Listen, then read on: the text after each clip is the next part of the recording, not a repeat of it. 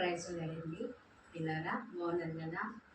దేవుని యొక్క నామంలో మీ అందరికీ కూడా నా యొక్క శుభాభివందనాలు. ఈరోజు దేవుని మాట మనం చూసుకుందామండి.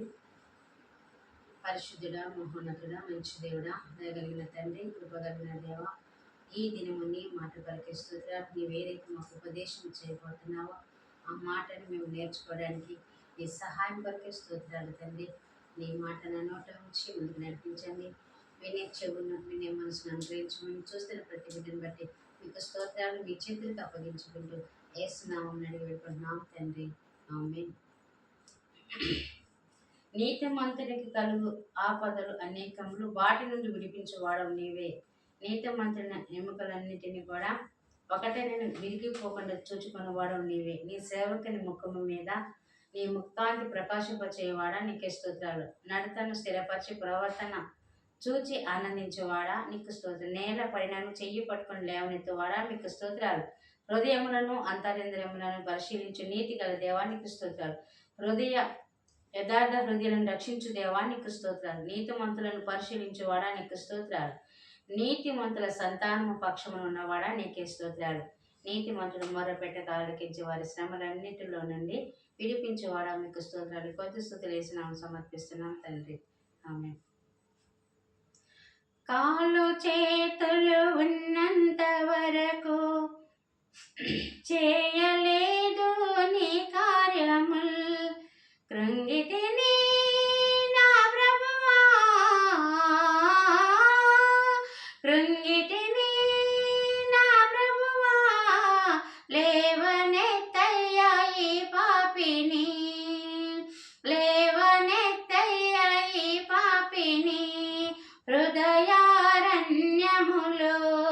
నేను కృంగిన సమయములో వినిపించుచున్నది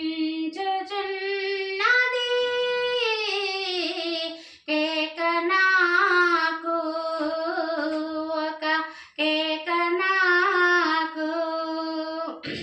నాకు స్వరము ఉన్నంత వరకు పాడలేదు నీ పాటలు, నాకు స్వరము ఉన్నంత వరకు పాడలేదు నీ పాటలు. స్వరమంతా పోయాక,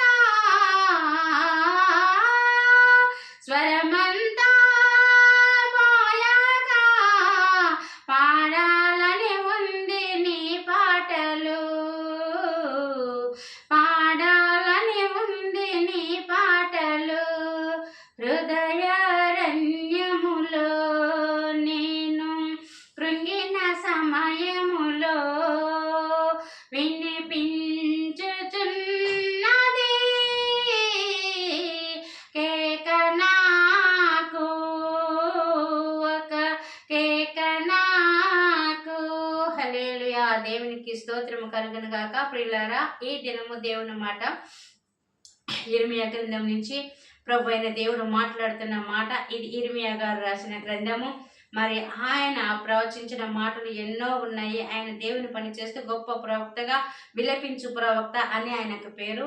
ప్రియులారా, ఆయన తన జనముల గురించి ఎంత అంగలార్చాడంటే, ఎంత ఏడ్చాడంటే, ప్రియులారా, తన తల జలమయంగా మారిపోయిందంట. ఆయన అదే మాట దేవుడు ఇక్కడ మనకి ఇచ్చాడు. తన తల జలమయంగా మార్చబడిందని, మరి దివారాత్రము కన్నీరు విడుస్తున్నాడని, మరి ఆయన కన్నీటి ఓటగా కారుతున్నాయని మరి ఇర్మియా గారు అంటున్నారు. ప్రియులారా, మరి ఎందుకు తను ఆ మాట అంటున్నాడు అని అంటే, ప్రియులారా, ఎంత ఆలోచించాల్సిన విషయం అంటే, ప్రియులారా, ఈరోజు అదే మాట దేవుడు మనతో కూడా మాట్లాడుతున్నాడు.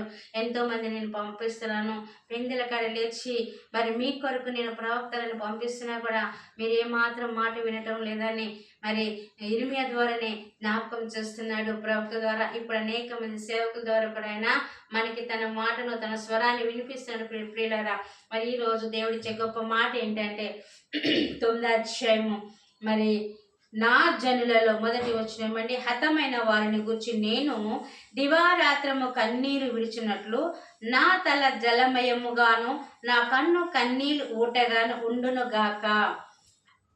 ప్రియులారా, ఇర్మియా గారు చెప్తున్న మాట, ఈయన ఏమంటున్నాడంటే, నా జనులలో అని అంటున్నాడు. నా జనులలో హతమైన వారిని గూర్చి నేను దివారాత్రము కన్నీరు విడిచినట్లు నా తల జలమయముగాను నా కన్ను కన్నీళ్ళు ఊటగాను ఉండును. అంటే ఆయన జనులంటే ఆయన గర్భమున పుట్టినవారు కాదు, తన ఖాందాన కాదు, తన ఫ్యామిలీ కాదు, మరి తన ఇంటి వారు కాదు ప్రియులారా.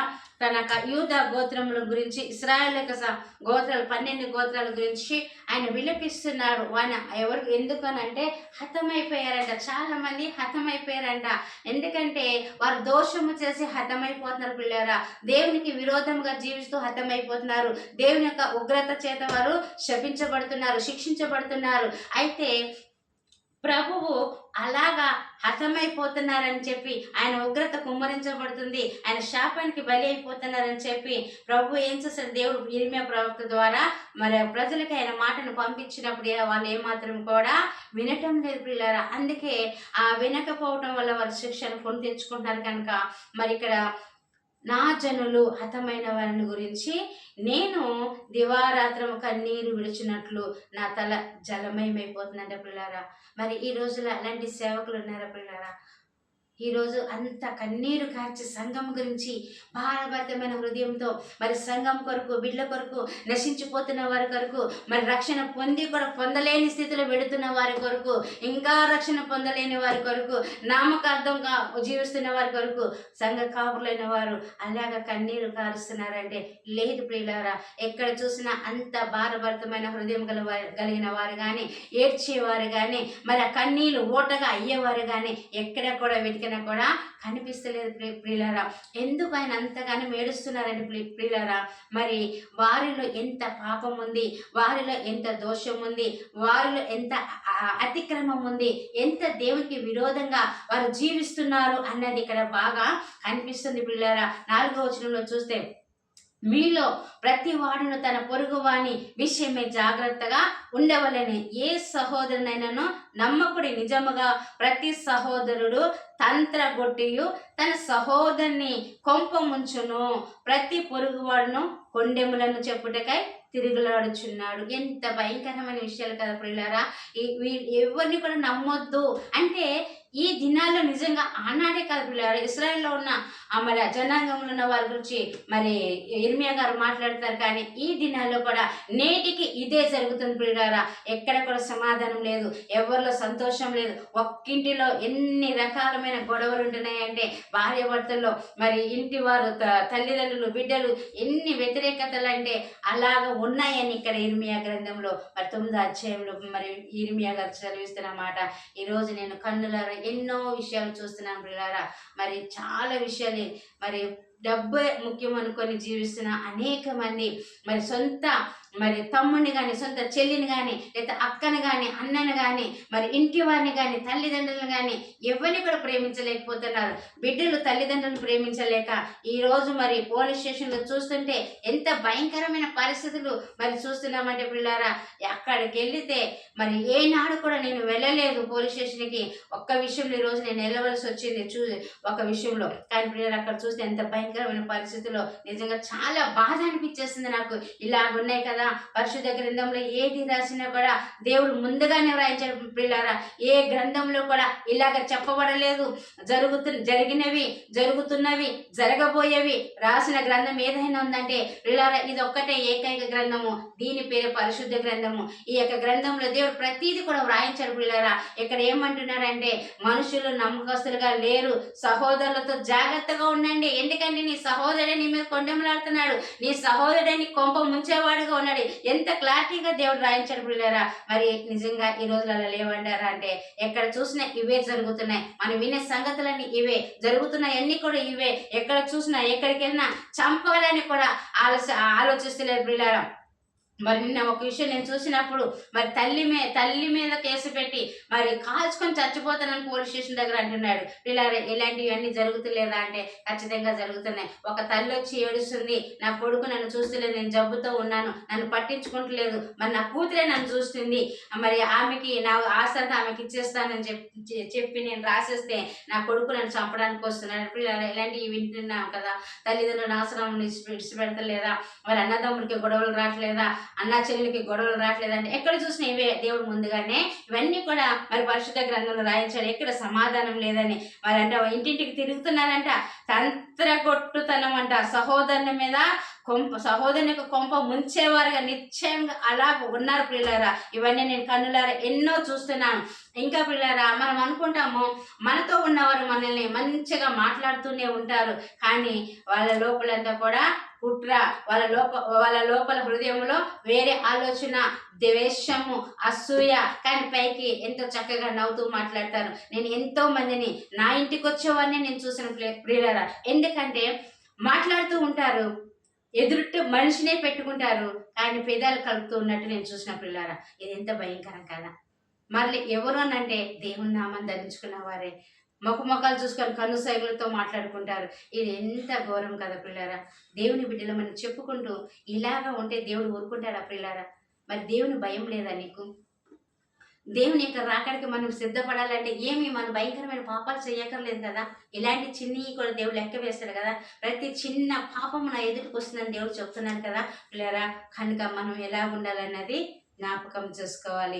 ఇక్కడ మరి జనుల గురించి, హతమైన వారి గురించి మీరు అలాగ హతం అయిపోకూడదని మీరు జాగ్రత్త నిర్మయ గారు చెప్తున్నారు ప్రియులారా. మనం జాగ్రత్తగా ఉండాలి. మరి ఎవరిని కూడా నమ్మే పరిస్థితులు కాదు. ఇది నేను చెప్తున్న మాటలు కాదు. మళ్ళీ ఒక్క మాట మనం చదువుకుందాం. ఇలాగ చేస్తున్న వారందరి గురించి దేవుడు మాట్లాడుతున్న మాట. మరి నేను చాలా షార్ట్కట్లో సమయం వస్తలేదు, 10 నిమిషాలే పెట్టుకున్నాను కనుక నేను ఏమీ సరిగ్గా చెప్పలేకపోతున్నా పిల్లారా. దేవుడు మాట్లాడుతున్న మాట, నేను ఈ సంగతులను తెలుసుకొని వారిని శిక్షింపకపోదునా, ఎట్టి జనులకు నేను ప్రతిదండన చేయకుందనా, ఇదే యెహోవా వాక్కు. అలా చేస్తూ ఉంటే నేను చూసి ఊరుకునే దేవుడు కాదు పిల్లారా. కానీ మనమే అనుకుంటాం నాకేం కాదులేని. కానీ ప్రతి విషయంలో దేవుడు నిన్ను దండించక మానడు, శిక్షించక మానడు, బుద్ధి చెప్పక మానడు. ప్రతి విషయంలో ఆయన ఎదుటికి వస్తాయి. కనుక మనము భయభక్తులు కలిగి మరి తోటి వారిని, ఇంటి వారిని ప్రేమించే విధంగా జీవించాలి.